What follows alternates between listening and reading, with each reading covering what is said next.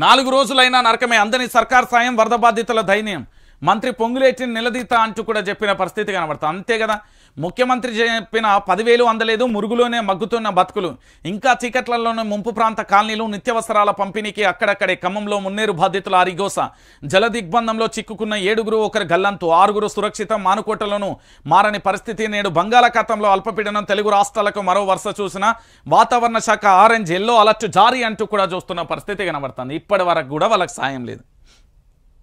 మా ముఖ్యమంత్రి పోయి వెళ్తున్నా వెళ్ళాలని లేకున్నా నీ కోసం వెళ్తున్నా అనే పాట అక్కడ ఉంటుంది. ఇక్కడ అట్లా కాదు, వస్తున్నా హాయ్ బాయ్ చెప్పనీకి వస్తున్నా, మీరంటే ఇష్టం లేకున్నా నా కోసం వస్తున్నా, రాజకీయమే నాకు కావాలి అన్నట్టుగా వచ్చిల్లు మన ముఖ్యమంత్రి గారు.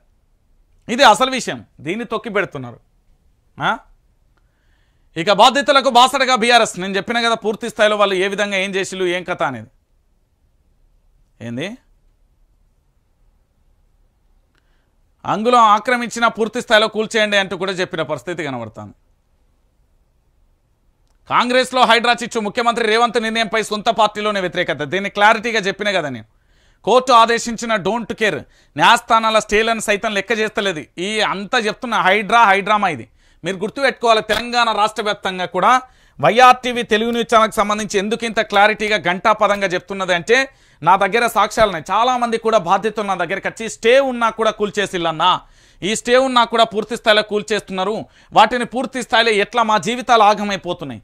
1986 నుండి నివాసం ఉంటున్న ఇండ్లకు కూడా నోటీసులు ఇచ్చిల్లు మా సార్లు. మరి ఇక వీళ్ళని ఏమనాలి మనం? ఒకసారి మీరే ఆలోచించారు. తెలంగాణ ప్రాంత బిడ్డలారా దయచేసి మీరే ఆలోచించాలి.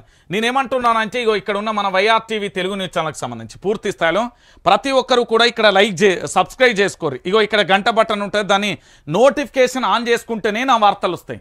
మీరు బెల్ బటన్ ఉంటుంది కదా, దాన్ని క్లిక్ చేసి మీ నోటిఫికేషన్ ఆన్ చేసుకోరు. దాంతోపాటు లైక్ చేసుకోరు. లైక్ చేసుకుంటే అంటే నా వీడియో మళ్ళీ మీకు చాలా వీడియోలు కూడా రికమెండేషన్లో చూపెడతాయి. ఇంకొక విషయం ఏంటంటే, తెలంగాణ ప్రాంత బిడ్డలందరికీ తెలిసిన విషయమే.